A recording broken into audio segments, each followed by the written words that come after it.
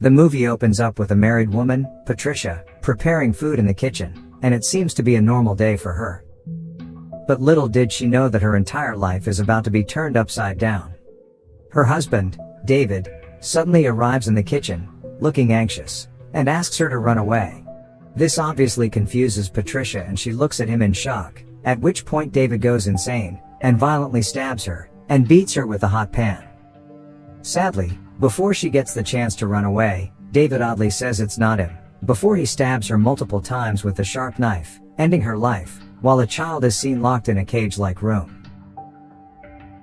Later we hear from a podcast that when the police arrive at the crime scene, they find David with the murder weapon. He is staring at his wife's dead body with a blank expression. The police then search the house and make a horrifying discovery. David's daughter, Michal, is locked in a cage-like room and it seems like she hasn't seen sunlight for years. Because David kept mentioning that someone was controlling him, he is labeled the Puppetman killer. He is also sentenced to death by lethal injection. The scene now fasts forward to the present. Michal is now a college student, and she shares a room with Charlie, her best friend. They've just finished listening to a podcast about Michal's father, which has gone viral as his execution date approaches. We learn that Michal can't even remember how it happened, but she has not been able to put her gruesome past behind. She still struggles with the fact that her father is a cold-hearted killer. Although life for Michal is very disturbing, her roommate, Charlie, finds it very fascinating. Based on her research, she discovers that the police found satanic books when they arrested Michal's dad. Michal is obviously annoyed by this rumor, but she doesn't react as Charlie is her best friend. At college, we are introduced to their friends, Joe, who is a medical student, and Glenn, the cocky gym rat, and there's also Michal's boyfriend, Danny. They are nearing the end of the semester, and want to throw a small party in secret on the dorm's rooftop. One night, Charlie can't stop thinking about the Puppetman killer. She even secretly begins to explore if Michal might have inherited any of her father's tendencies. Michal's father, David, will receive a lethal injection that week, and Charlie spends a good chunk of her day researching different articles written on the case and studying them. Meanwhile, Michal will always have the same nightmare about when she was a little girl, and she is awakened by Charlie while sleepwalking. It turns out this isn't the first time she's had this nightmare that causes her to sleepwalk, during which she always draws 3 cryptic lines on the wall with her hand wound. To add, this wound she got was caused by her habit of scratching her hand, and the symbol is the same one that she frequently sees in her dreams. As the days pass, Michal notices something unsettling. Wherever she goes, she is surrounded by a large number of black ravens. This indicates that something very bad is about to happen. They head to a local liquor store, and manage to buy a lot of alcohol, despite the fact that they are minors. Later, Danny accompanies Michal to her room but refuses to enter, before walking away after wishing her a goodbye. Following this, when Michal is alone in her room, she hears messages popping up on Charlie's laptop. Curiosity gets the best of her so she decides to check it. To Michal's shock, she discovers a folder full of her sleepwalking videos. She checks a few of them, and finds herself doing it every night, and Charlie recording it as a documentary. Hey weirdo, wake up. Hey.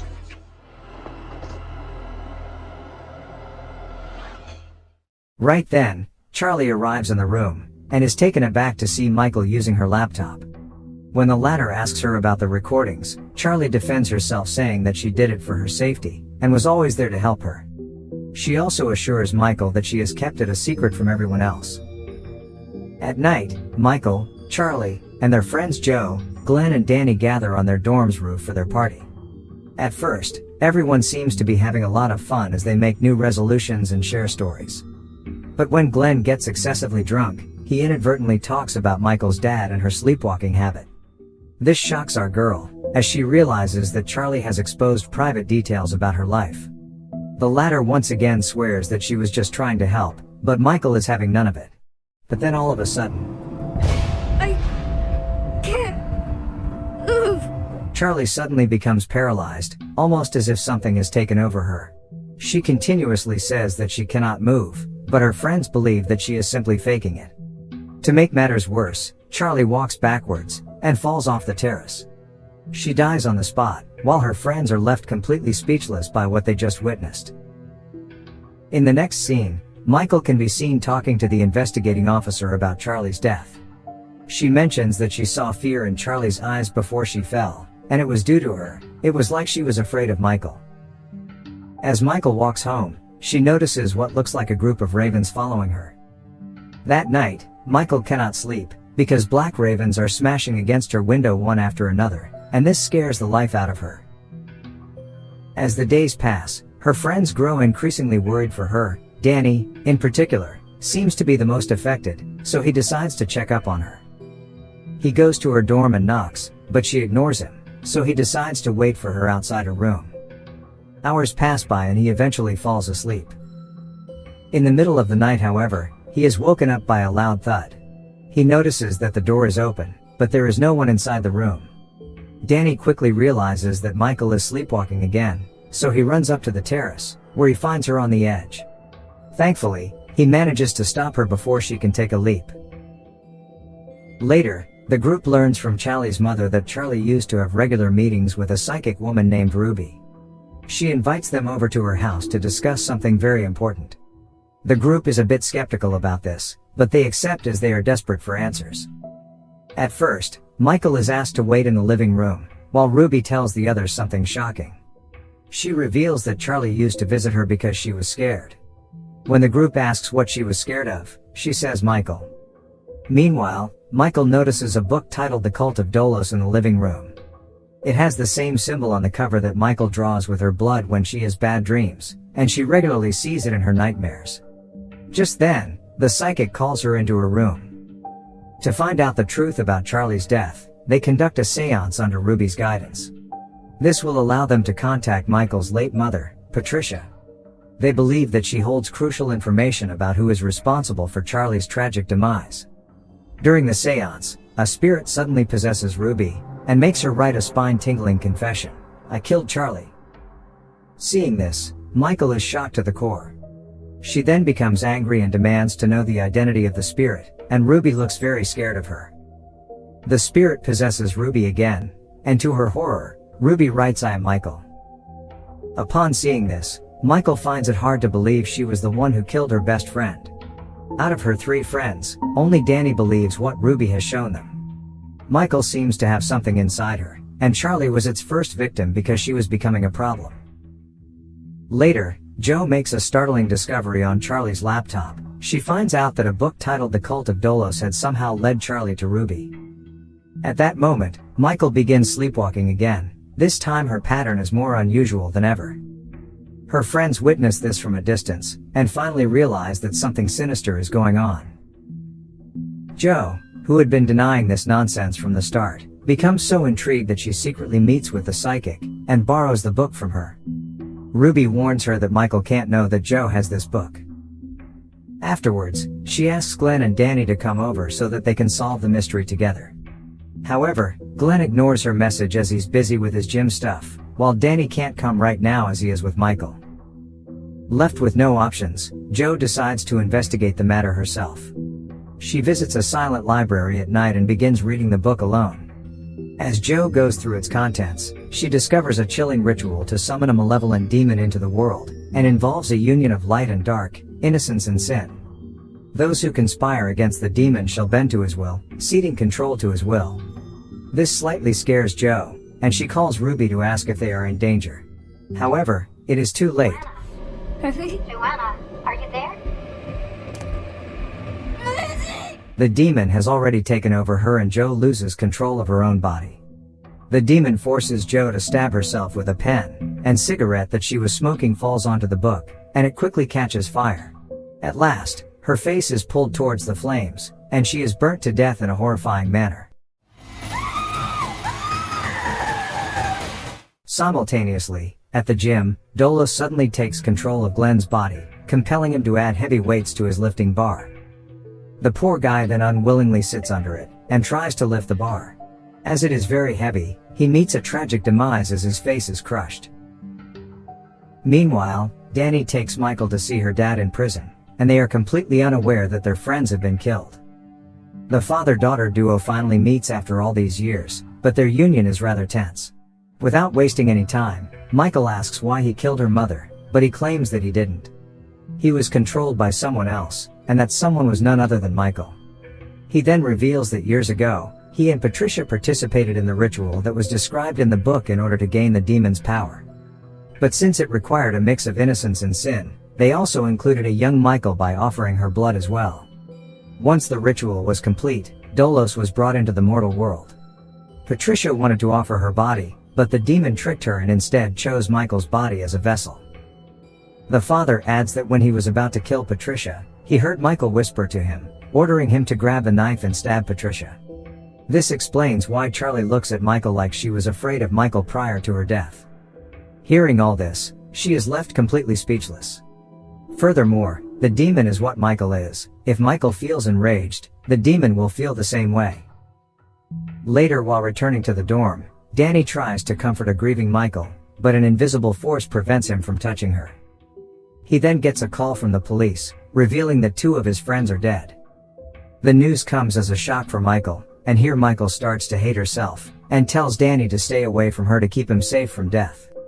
Michal is at a loss for what to do to put an end to this madness, plunging her into a state of depression. At one point, she decides to end her life, but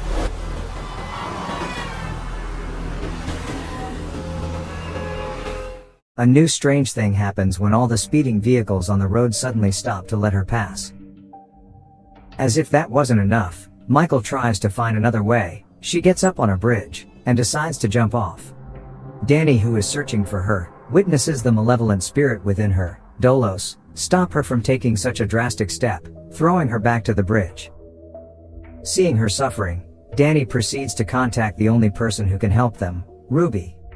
Unfortunately, even the psychic has become scared at this point after hearing Danny's story. She fears that Dolos will find out about her, which will result in her death. Hence, Ruby starts claiming that everything she said up to this point was a lie. She even returns their money, saying she has realized her mistakes. Ruby claims that Michal is totally fine, and there is nothing wrong with her. This makes the duo realize that they are on their own now, and they leave the place to find other solutions. Ruby then calls the chief detective, Al, and informs him about the situation. Later, as the couple are on their way home, the entity inside Michal's body wonders what Ruby gave him, but Danny informs her that it's nothing. Seeing Danny keep hiding something, Dolos the devil takes over him. The poor guy is forced to break his own fingers. Danny suddenly takes out the money Ruby gave him, and we see that she left some warning notes for him, which the demon tells Danny to read for her.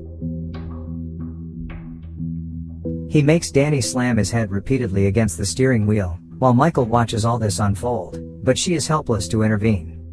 She knows that she is the one responsible for this, as the monster inside of her doesn't want anyone to know about their secret, and Danny becomes Dolos' latest victim. Shattered by the loss of her best friend, a bloodied Michal goes to the police station. When an officer asks what's the matter, she says that she's killed many people. She then demands he shoot her immediately.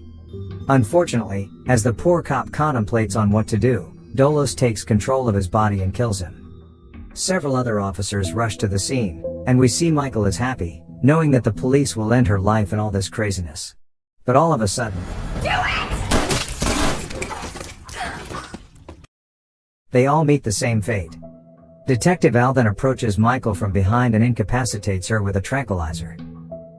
He then takes her to Ruby's house. The psychic does her research, and learns that whenever the vessel is sedated, Dolos is also at peace. The detective wants to put a bullet in her head right now, but Ruby knows he'll be dead before he pulls the trigger, because the devil is still aware of its surroundings, even though Michal is unconscious. In the end, Ruby concludes that they need to find a new host. Ruby knows that the part of the real Michal who really wants to live her life is still conscious. Since they need to know what they should do, Ruby leaves a pen and paper beside her, and gives her some words of encouragement to keep fighting, hoping to get a response. Lo and behold, Michal starts writing. She says that she has a plan in mind. Her father wanted to become the demon's vessel long ago, so they should make it happen now. They won't have to worry about him as he is going to be euthanized anyway. Ruby knows that it is a risky plan, but it is the only chance they have got. The next morning is David's final day in this world, and he will be executed in a few hours. Before that, Michal meets him. She tells him that the demon is asleep right now, and requests that he take the demon with him. David, who loves his daughter a lot, agrees without any hesitation. He is ready to endure the brutal demon for the sake of his daughter's freedom. The two hold hands and begin the ritual with the help of Ruby. The scene then cuts to the execution process, where David is strapped to a chair. Ruby and Michal anxiously watch from outside, hoping everything goes well. But just then, it seems like the demon has awakened from his slumber, and is already in David's body. David makes the doctor who is administering the injection lose control of his body. Despite this, the doctor still manages to administer the lethal injection, leading to David's death. In the end, Ruby and Michal celebrate that they have finally gotten rid of the demon. But as the movie comes to an end, we are left wondering if Dolos is still alive when Michal lets out an evil grin.